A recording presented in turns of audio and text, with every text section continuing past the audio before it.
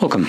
In front of me is a Samsung Galaxy Tab S9 FE Plus, and today I'll show you how you can capture a screenshot on this device.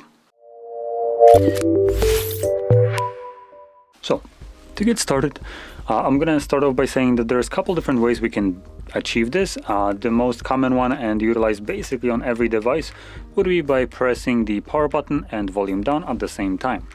Now, before you do so, open up content that you wish to capture so it's visible on your screen, like the home screen that I will be capturing is visible for me right now. And from there, simply press both of these buttons at the same time.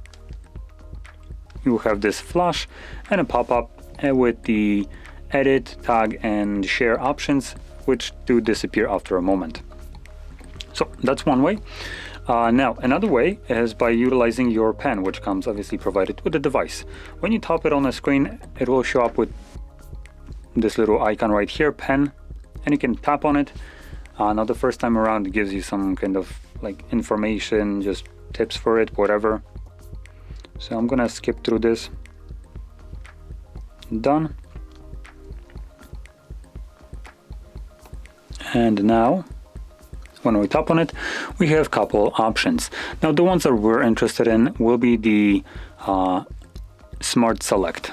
So when you click on it, it will give you several different ways you can select image. So the first one is basically a box, so you can draw it diagonally and it will select the in diagonal box around it. Then we have a free select. So this will actually allow you to draw on a screen and select like specific area that you want to. Then we have a circle or ellipse, I think that's how it's called. So just a circular one, which again you draw diagonally and it just extends. And then we have things like the screen pin. So similar to this one, just creates a pinned image that you have captured on the display. And then next to that we have GIF. Anyway, I'm gonna just utilize this one right here as an example because it's the most, I guess, unique one. So from here, we're gonna just draw.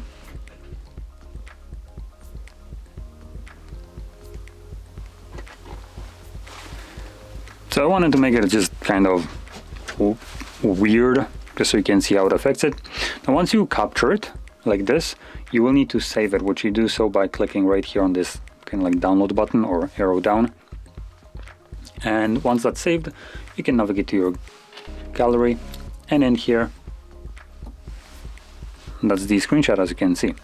And the white space around it, it's just part of the like background of the actual app.